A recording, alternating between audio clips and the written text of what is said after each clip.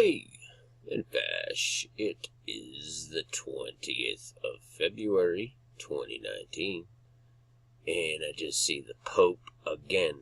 This time, the Pope is saying that the attackers of the church are linked to the devil. Well, who's really linked to the devil here? I mean, how much evidence and proof and spiritual wickedness do you need to see to know who's attached and linked to the devil? I mean, we go over these things over and over and over. He makes this announcement from the mouth of the serpent, okay, sitting right up there next to the death Jesus, okay, there he is. That's where the Pope sits, right underneath that, and that's a story in and of itself. You know, there's his little meeting hall being built back there in the 60s or 70s or whatever.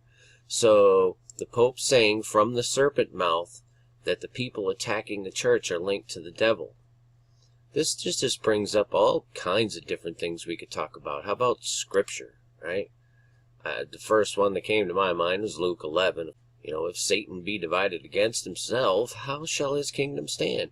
Because you're seeing the Catholic Church splitting apart. You're seeing it being dissolved. But all it's doing is making room for the new church, the new love religion, okay? I'm just telling you. And it's interesting that he makes this announcement from the serpent's mouth. Exactly. Now get a load of this. This is the 20th, so we won't say exactly, but it's pretty darn close. On the anniversary of the death of Martin Luther, who was, you know, quite literally pointing out the, let's say, the fakery of the Catholic Church and how they were leading people astray. He died on the 18th of February. That is 473 years ago. You know, so the Vatican set itself up, you know, for the replacement of the Christian faith, the seat, if you will. And it's been a complete and total lie from the beginning. They set themselves up as the anti-Christ church, in the dark, in disguise, using very cunning deceits, twisting Scripture, molding people through their emotion and through intimidation and literal death. Okay, this is the monster of the Catholic Church. And he's sitting there in the serpent's mouth telling the people that are pointing the finger at the devil, you know, rebuking them. You understand what I mean? Up is down and so on and so forth. And we could go over again, okay? There's where the Pope is chosen, in front of the dragon, which is another subject I want to talk about probably tomorrow, about this green dragon aurora. But isn't it ironic, okay? Right on Martin Luther's anniversary of his death, 473 years ago. Now get a load of this. G473. The Greek will go in the Greek because of the time frame, you know. And look at what it is. I mean, anti, the opposite, instead of. You see what I'm saying? A substitution. That's what the Catholic Church was set up to be. A substitution for Christ. It's just amazing. But there it is. You know what I mean?